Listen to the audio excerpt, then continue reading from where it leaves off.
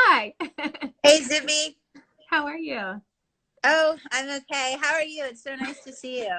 It's so nice to see you too during these crazy, crazy times. The Um, craziest. the craziest. How are you holding up?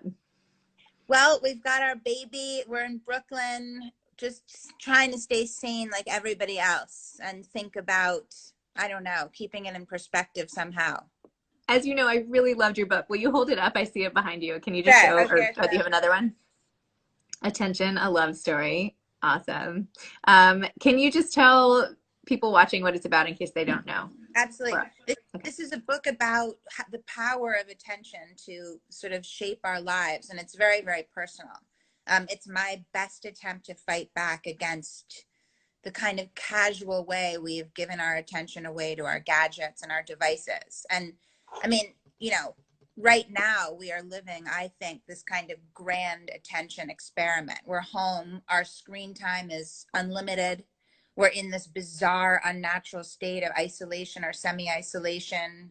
The stress, the anxiety, it's all such a strange moment. And I think attention, for me, I've been thinking so much about it because I find it impossible to concentrate right now. I mean, I'm in awe of what you're doing with your authors and your stories and your efforts. How are you? Do you feel like your focus is robust, or are you No, like, no? my focus is not robust. Yeah.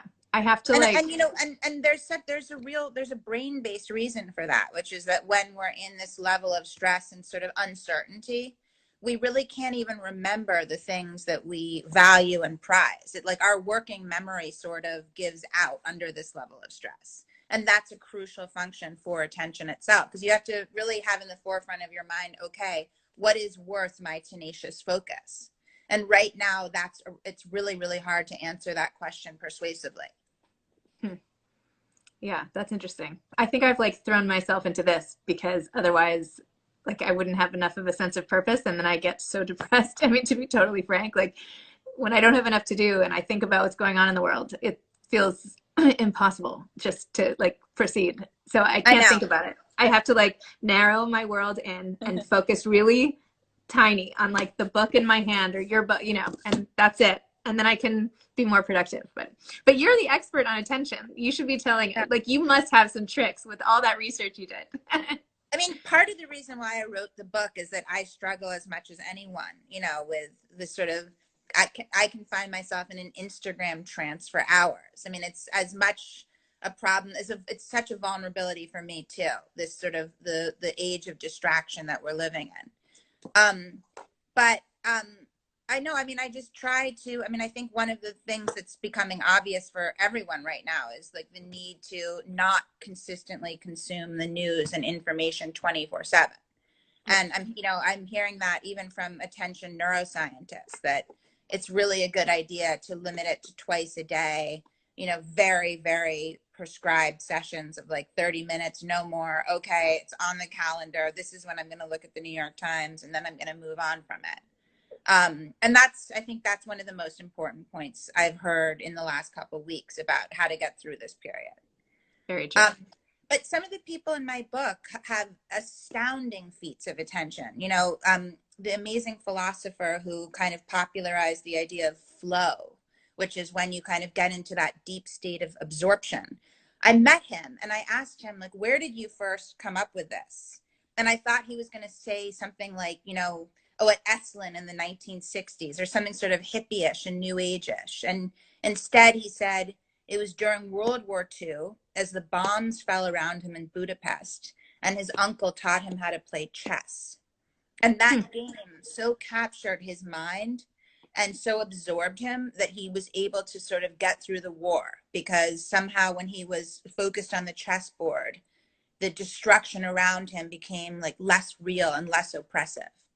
And I'm thinking about him a lot right now. I'm not there, but he is kind of my ideal in a way. That actually makes sense to me because and also just the fact that you have to look down. Like, I think there's something about like when you're looking down, it's Yeah. easier to focus. I mean, that sounds ridiculous, but I don't know.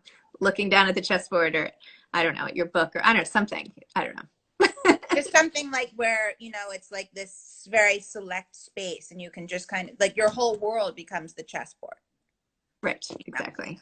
And you write a lot in the book about ADHD and the rise of that and all of that in a clinical way, but also in a personal way. And I feel like part of ADHD also is this hyper focus, not for everybody, but for some people with ADHD, you know, you alternate between like being just so focused and then not, right? Do you feel like Yeah, that's especially happening? I think, well, a couple of the ADHD experts I talked to talk about like this inclination to disappear into video games for hours, or like that there's some activities or areas of focus that are even more tempting for people who have ADHD. I never really had it, even though I wound up taking Adderall for a decade.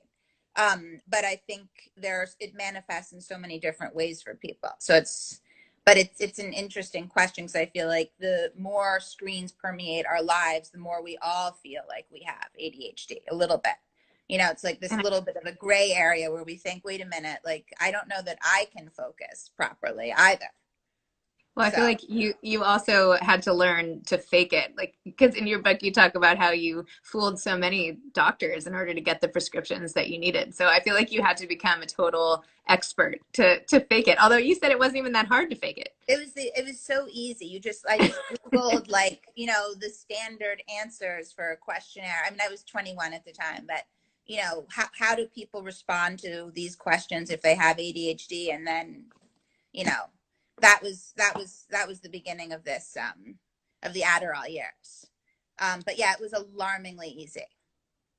How do you feel now with the book out in the world? I mean, there's a lot of personal stuff in the book. Like, how do you feel? It's out there. Everybody knows. Like, what do you think? It's definitely a little exposing, to be honest.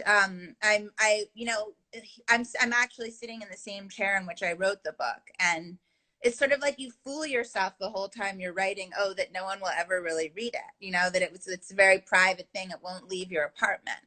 And suddenly now it's out in the world. It's sort of like a shock to remember, oh no, I elected to make this like a piece of public property in some way. But, you know, publishing in a pandemic is, you know, like your whole book tour goes virtual, and it's surreal. It's such a learning curve.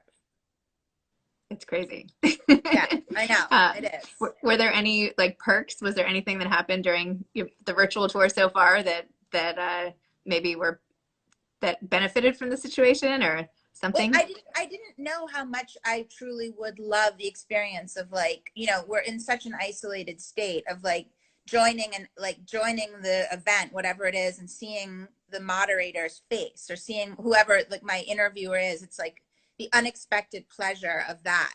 I didn't know it was going to be so fun in a way, you know, online to have these exchanges, but I've treasured them so far. Yeah. It's so funny. Kyle, my husband, was like, you know, I've noticed the authors that you do Instagram lives with, almost all of them say it's just so nice to see another grown up and like have a conversation.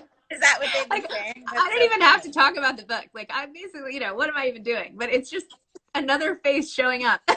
That's all you have to do. So everyone's been saying that. That's so poignant.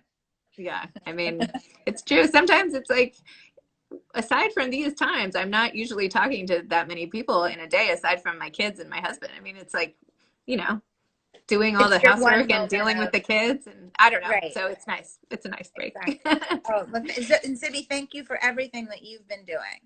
Oh, sure. No, it's fine. Well, it's so nice to talk to you. Hold up your book again so everybody can see. Attention, a love story. I probably should not have repeated all the ways where it was so easy for you to get Adderall, in case my kids are listening or anything. But but that is not just what this book about. It's multi-layered and so well written. I know I told you this in person, but you are a beautiful writer, and the book is fantastic. Thank you so much. Thank you. So I hope to see you soon. I hope to see you soon. I'd love to give you a hug. I haven't seen you since you had your baby. And anyway, I know. Congratulations. Thank you, Zibby. I'll see you soon. Okay. Bye, Casey. Bye. Bye.